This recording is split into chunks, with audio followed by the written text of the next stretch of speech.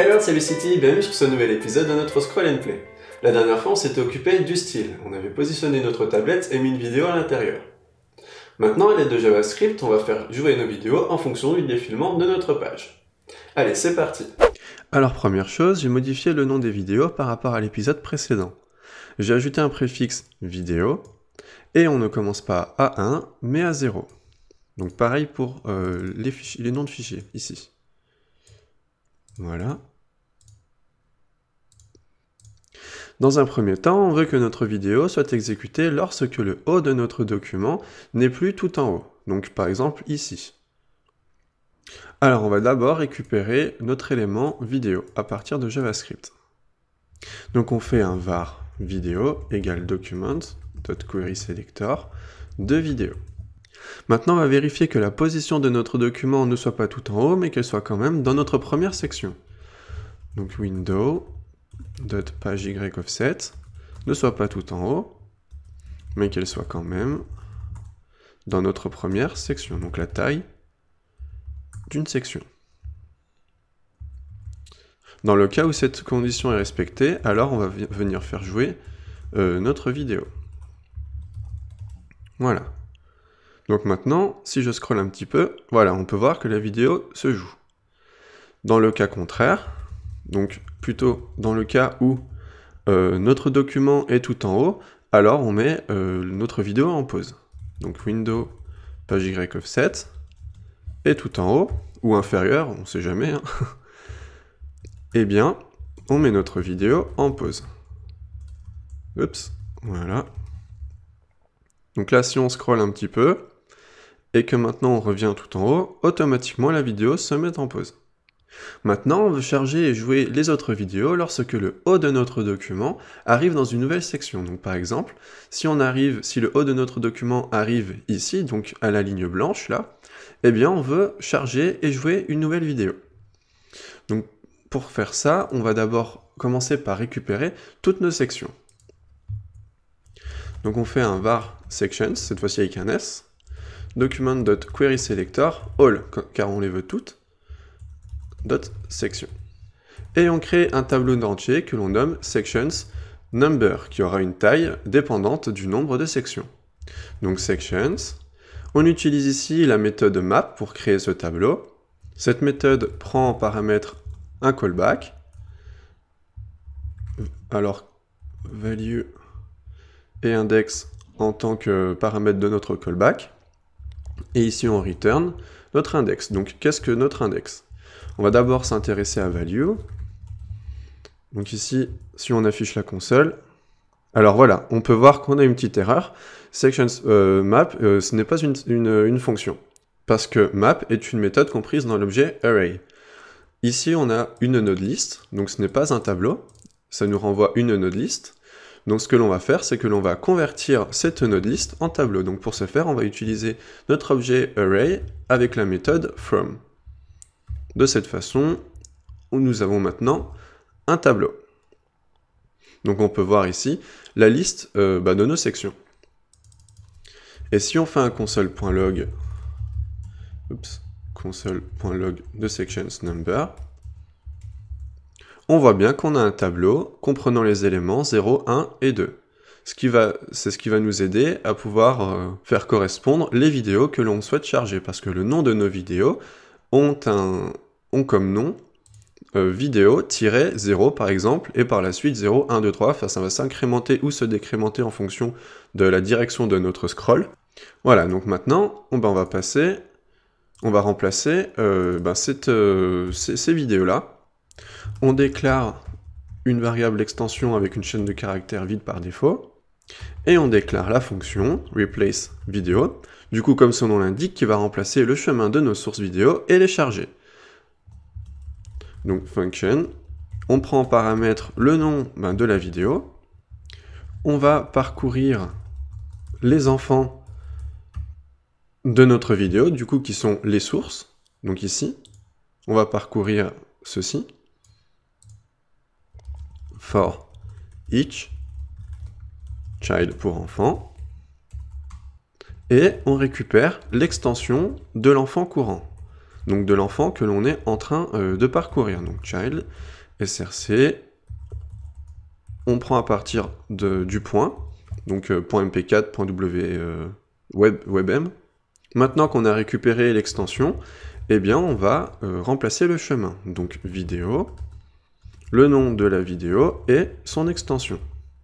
Et on n'oublie pas maintenant de charger cette vidéo remplacée. Enfin, de charger la vidéo que l'on vient d'attribuer. Voilà, maintenant on va sortir de notre listener scroll parce que l'on va parcourir le tableau relatif à notre nombre de sections. Donc sections, number, on le parcourt, for each, function, en paramètre on va appeler l'élément parcouru, on va l'appeler S pour section, et on remet un listener sur notre événement scroll. Voilà, hop. Maintenant, si le haut de notre document arrive à une nouvelle position, donc le haut de notre document arrive à une nouvelle section, donc -1 pour être sûr qu'il n'y ait pas de conflit, multiplié par le numéro de la section. Rappelez-vous, la hauteur d'une section, c'est l'équivalent de la hauteur de notre document. Eh bien, on va venir remplacer notre vidéo. Donc vidéo, dash, on concatène avec le numéro de la section. On vérifie également que l'on peut jouer cette vidéo. Voilà. Donc oui, dans le cas où on peut jouer, eh bien on la joue. Ici, on n'oublie pas d'incrémenter notre numéro de section, et dans le cas contraire, on décrémente ce numéro, pour faire le sens inverse lorsque l'on remonte. Donc on va voir ce qui se passe, maintenant. On scrolle, et là, hop, la vidéo se charge bien.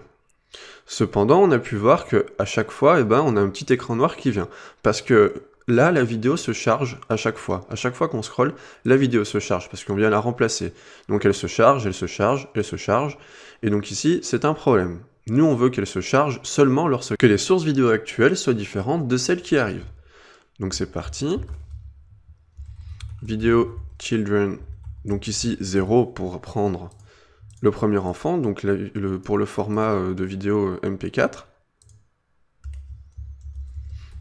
Donc si la source actuelle pour le type MP4 est différente de la vidéo qui va arriver, donc pour notre prochaine section, voilà, donc ici c'est le point MP4, et évidemment de même pour l'extension WebM, hop, tac.webm, voilà. Et on n'oublie pas aussi de déclarer notre URL ici, donc notre URL var URL égale notre URL actuelle. Donc, hop, donc cette URL là, localhost avec le port 8080. Voilà. Donc ça prend tout ce scope ici. Et voilà. Donc maintenant, si on scrolle, eh bien on voit que le chargement s'effectue seulement lorsqu'une prochaine vidéo se doit d'être chargée. Maintenant, si demain vous voulez intégrer une nouvelle vidéo à votre, je sais pas, ça peut être un portfolio ou je sais pas, eh bien vous pouvez le faire. Tout simplement, ici au niveau du CSS, on va pouvoir changer le style. Par exemple, pour l'élément 3, on va mettre une couleur jaune, yellow. Voilà, et on va ajouter une nouvelle section ici. Et au niveau de nos vidéos, on va imaginer que notre quatrième vidéo, donc, ça va être la première. Donc on copie-colle la première vidéo, et on remplace vidéo 0 par vidéo 3. Donc on va voir ce qui se passe maintenant. Tac, on rafraîchit bien comme il faut, et si on scrolle, donc on a nos signes, qui est la première vidéo, ensuite on a notre salade de fruits, on a une sorte de fête, et là, en dernière position, on a bien notre première vidéo qui se rejoue, parce que notre dernière vidéo, c'est vidéo 3, et c'est bien celle-ci. Donc on peut vérifier dans le DOM directement. Voilà, au niveau des sources, on a bien vidéo 3, MP4 et WebM. Voilà, donc pour récapituler rapidement, lorsque le haut de notre document n'est plus tout en haut, eh bien on va venir jouer notre première vidéo, et dans le cas où le haut de notre document est tout en haut, eh bien on va mettre cette vidéo-là en pause. Ensuite, en fonction du nombre de sections que nous avons, eh bien on va venir créer un tableau qui lui va être parcouru pour charger la vidéo correspondant à la section. Maintenant, si on se rend sur Internet Explorer, eh bien on peut voir que notre système ne fonctionne pas. Dans la console, ça nous dit que notre objet, du coup, en l'occurrence notre objet array, ne supporte pas, enfin ne comprend pas la méthode from. Donc pour ça, il y a différents polyfills. Ici, je vais récupérer le polyfill qu'il y a sur la documentation de Mozilla, que vous pouvez venir greffer au code directement en copiant-collant ce code-là.